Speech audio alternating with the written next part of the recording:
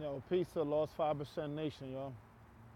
I be Lord Supreme, wise mind of law, from Builder's Paradise, Bridgeport, Connecticut. I just wanted to go into today's video in regards to conscious reconstruction. And the reason why I want to go into that aspect of reality is because of the mere fact that, right, when you look at today's math, which is knowledge build to destroy, right, what is actually taking place is a lot of simultaneous action in regards to your consciousness, your stream of consciousness. First off, see, when you get into the knowledge of self, what ends up happening is you end up going through what they call a conscious reconstruction. That means that, you know, now you getting this knowledge of self, there's certain things, there's certain aspects of reality that you used to once follow, but you no longer are following in regards to the reconstruction of your mind. And when I mean the reconstruction of your mind, I mean the deconstructing or the destructurizing of your old thoughts, patterns, behaviors of thinking, operating, moving, and functioning on a mental, emotional, and physical level is now changing in regards to you getting the knowledge of yourself and elevating yourself to another way of living. You know what I'm saying? Like, for instance, I'll give you a good example about that. You know, before you used to constantly be swearing, constantly be cussing, constantly, you know, bitch this, nigga this, nigga that. You know, as time goes on, your mind goes through a social or a conscious reconstruction, and you begin to be able to start to learn how to season your words a little bit better. You know, you begin to learn how to tighten up as far as your regalia is concerned, of how you dress and how you talk and how you walk. You know, you begin to change the aspect of reality of how you see things now. Because now your mind is going through what they call a conscious reconstruction. It's basically on a day-to-day basis, or every minute, second, hour, is striving to reconstruct itself into something more positive and fruitful and productive. You know, so when you go into that reality or that set reality into regards to change, as I call it, you begin to see different aspects about yourself that you never seen before. You know what I'm saying? Like, you begin to see yourself more consciously aware of how you go about talking to people. You begin to be consciously adaptive of how to go about dealing with people. You know how to be able to build with individuals on a level of knowing when and where in a time and a place. You see what I'm saying? Everybody's mind goes through a conscious reconstruction. You know, that's knowledge build to destroy. You know what I'm saying? And the reason why it's knowledge build to destroy is because your knowledge is your consciousness, is your awareness. It's your mind is consciously and is constantly, it's constantly reconstructing a new way for you to think once you come into the knowledge of yourself. See, you no longer think the same way when you come into knowledge of self because you undergo reconstruction. That basically means you become a demolition man and a construction worker all at once. That means that you take the knowledge that you possess and you construct a new way of living and you destructurize the old way of living in order for you to become born again. You see what I'm saying? And this is where you get the aspect of the term, you know, you must be born again. This is what Jesus was talking about when he was saying, you must be born again. And one of the disciples said, do I have to go into my mother's womb twice? He said, no. He is born of the spirit is of the spirit. He is born of the flesh is of the flesh. So he's basically saying mental and physical. You have to be born complete mentally as well as physically. You know what I'm saying? I mean, physically you could be complete, born complete, but mentally you could be incomplete. So how can you be, see, if you take it and you're born twice, that's 9 times 2. 9 times 2 is what? 18.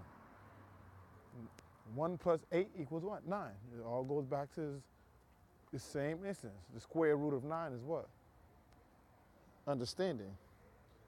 See, once you begin to go into this mental reconstruction, your mind begins to change a lot of things about yourself. You begin to change a lot of things about how you think, how you walk, how you talk, how you begin to understand people, and how you begin to understand life itself. So the social reconstruction and the conscious reconstruction that you go under it's almost as if you're going under a sense of death. You know what I'm saying? It's like life, death. You know what I'm saying? Build, destroy. And destroying is like the death part of it, because it's not death as in the final death, it's death as in the mental death of what you once was thinking. Now it's a new way of thinking, because now you're like the phoenix that rises out of the ashes. You know what I'm saying? You're like the phoenix that emerged out of the ashes. Now it's a new thought process, a new way of thinking, a new way of looking at life. You don't no longer look at life in the same light. So, like I said, today's math being knowledge built to destroy, which brings forth born. Born is to be resurrected mentally.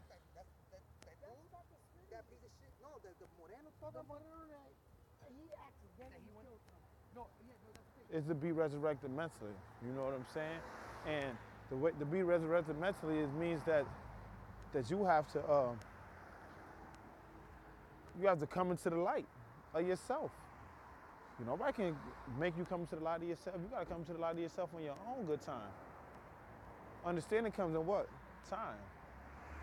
So sometimes things take time. You know what I'm saying? So what I'm saying is that in order for you to see the revelation of how things are coming about, you're going to be able to see the change. Once you be able to see your conscious reconstructed in a way where it can be conducive. It's going to be conducive to your growth and development as a person. Why? Because that's what normally happens when a person goes under conscious reconstruction. When a person undergoes conscious reconstruction, that basically means that everything that they used to learn and was taught is now being destructurized and broken down. From the lies to the deceit to the deception, to every aspect of their life where they feel that it was either a detriment, it was of no avail to you because of what you was taught and what you was learned.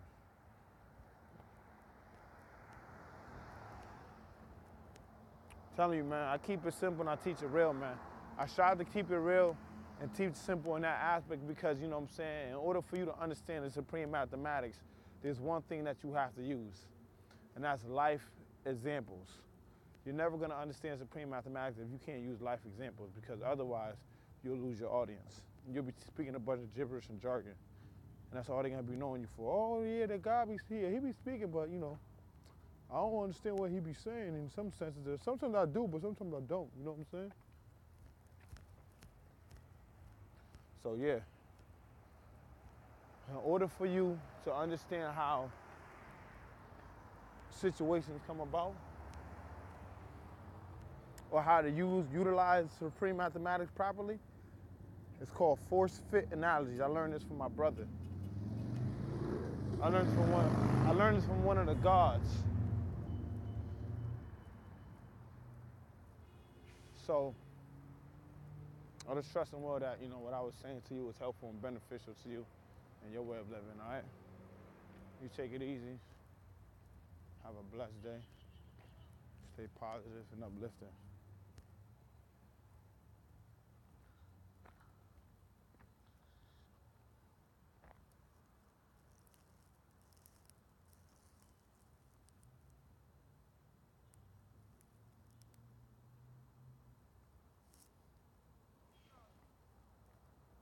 Oh, peace, good. Peace, son. What's going on, brother? We about to go to the east? Oh, all right, man. Stay up, man. I'll be over there.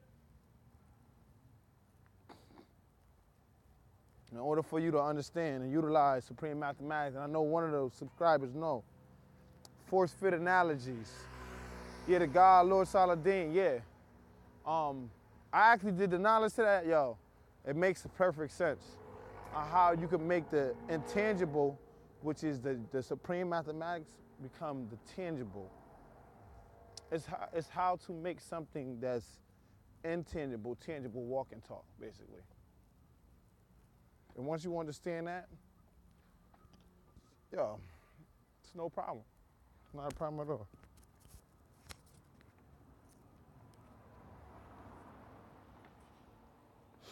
Now, that's what I'm saying. So, If you know your duty as a civilized person and you know what you have to do in order for you to not receive or bear punishment to anything else, you would do your duty. And the main thing, I'm gonna tell you one thing that people don't realize. Some people, when they get 120, I ask them a simple question. I said, what is the main focal point of 120?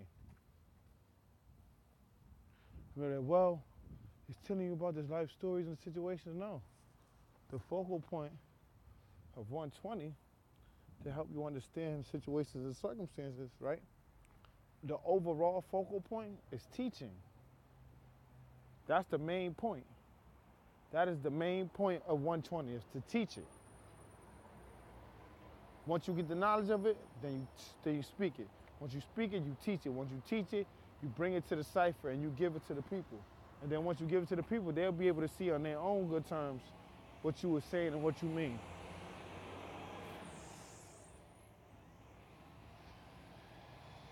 You have to have situations that require you to use set analogies to help you understand the aspect of life of what you're explaining. Once you understand that aspect of life, you can be able to explain it and teach it to other people. And it won't be so difficult or so complex. People want things made simple. Sometimes they make it more difficult because of what aspect or what set reality they go into. And they see all these big words, or they see these things that in regards to themselves that they know and understand that they have to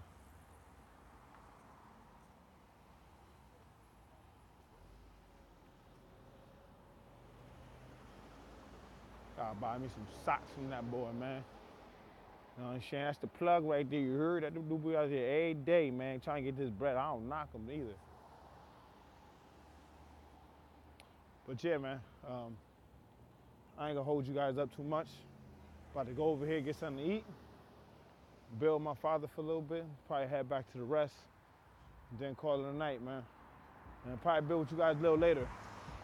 All right? I'll build with y'all soon. Peace of law, 5% nation. Lord Supreme, wise mind of law.